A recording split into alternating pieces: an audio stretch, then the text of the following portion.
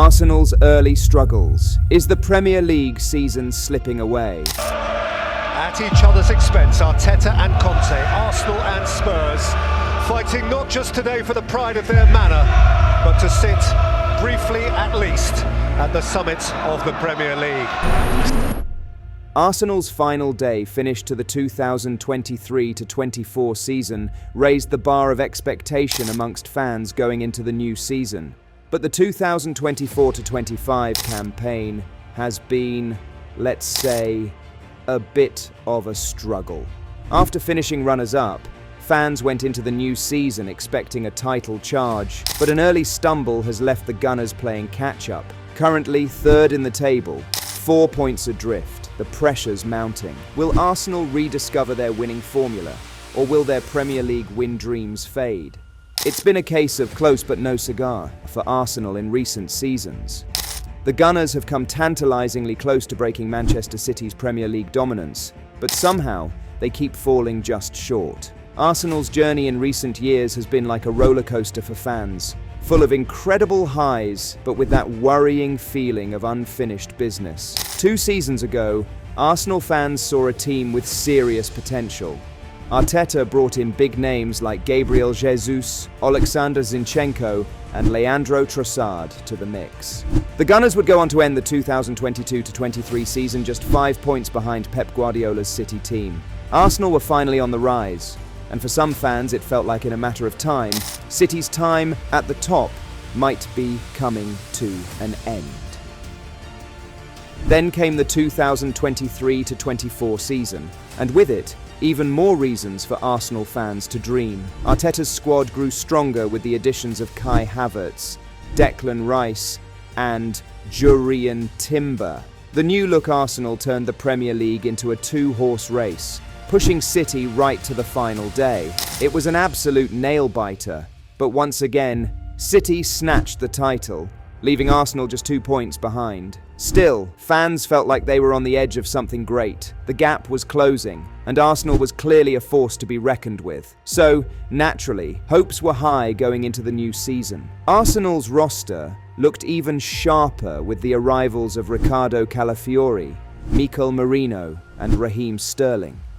On paper, this squad looked built to finally topple City and take that last step from contenders to champions. But now, 8 games in, the excitement is starting to waver. A rocky start has brought up familiar worries.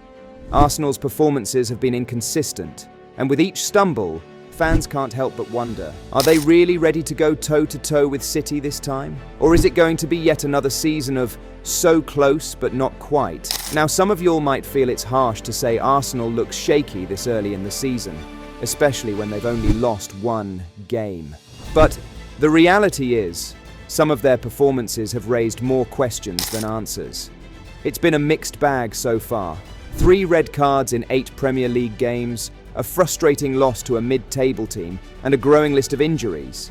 How did we get here? Arsenal started the season strong, bagging solid wins over Wolves and Aston Villa, but then came Brighton, and with it, the start of a troubling trend: discipline issues. In the 3 games Arsenal lost this season, they've picked up a red card each time. First, it was Declan Rice. Then, Trossard saw red in the clash with Manchester City. And finally, William Saliba got himself sent off against Bournemouth, leading to Arsenal's first loss of the season. Those lapses in discipline are starting to cost them, leaving Arsenal 4 points adrift of current league leaders, Liverpool, as of week 8. Don't get it twisted. There have been flashes of resilience and moments that show this team's potential. They've shown grit against City, Villa, and Tottenham, with key players stepping up when it counts. Gabriel has been particularly brilliant in set pieces, while Kai Havertz has proven to be a real asset against mid-table teams, putting in the work when it matters. Havertz has turned into a bit of a surprise package for Arsenal.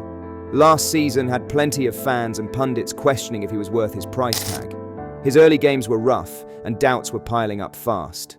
But by the end of last season, Havertz had flipped the script, scoring 13 Premier League goals, and proving he was worth the investment. He won over a lot of doubters, and Arsenal fans began to see the potential he brought to the team. Fast forward to this season, and Havertz has taken things up a notch.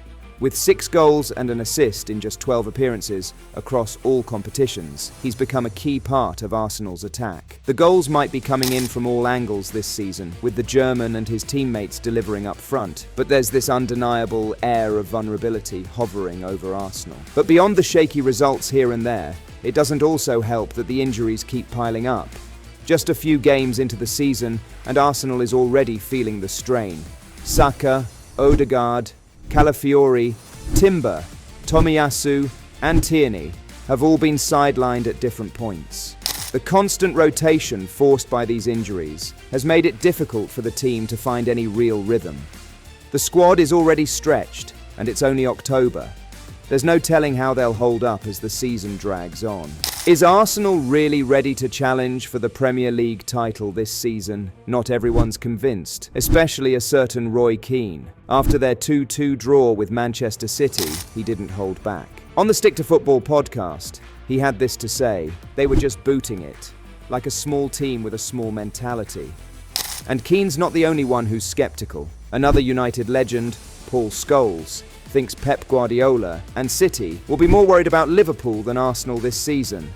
"I think Liverpool's squad is better than Arsenal," he said on the overlap, implying that the Gunners still have a way to go if they want to be seen as true title contenders. For Keane and Scholes, Arsenal's cautious approach and lack of squad depth are glaring issues. Not that the average Arsenal fan cares for what United legends are saying, because as far as some are concerned, it's still early days. So no need to hit the panic button just yet. Yeah, it's still early days. But then again, while Arsenal's trying to find its rhythm, Liverpool and Manchester City are hitting the ground running and leading the title race with some serious intent. Liverpool especially has been turning heads. Not many pegged them as true title contenders this season, especially after falling behind Arsenal in the past few years. Plus, with Klopp moving on and Dutch coach Arne Slot stepping in, it seemed like a transition season. But Slot has wasted no time silencing the doubters. He's only dropped 1 game so far, and Liverpool aren't just finding the back of the net. They're locking down clean sheets too. They've already bagged impressive wins, especially in big games against Chelsea in the league and AC Milan in Europe. The Reds are making it clear they're here to compete, and they're bringing the consistency that Arsenal fans would love to see from their team. And then there's of course Manchester City, the experts at winning.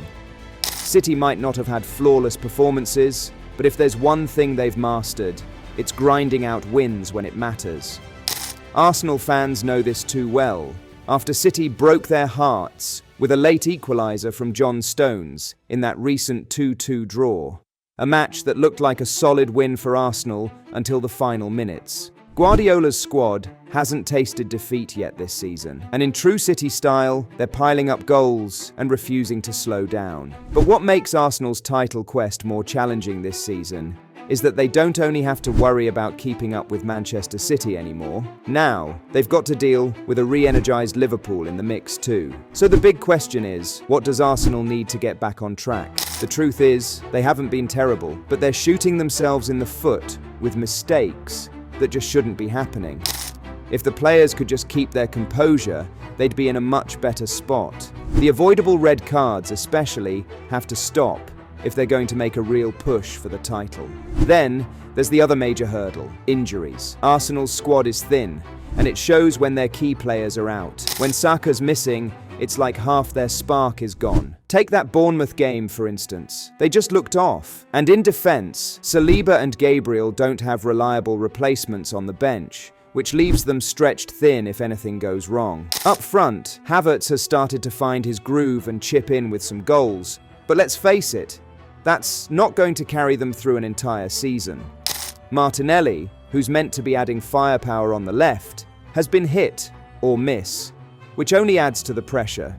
They've brought in Raheem Sterling to help out, but time will tell if he'll actually be the consistent presence they need.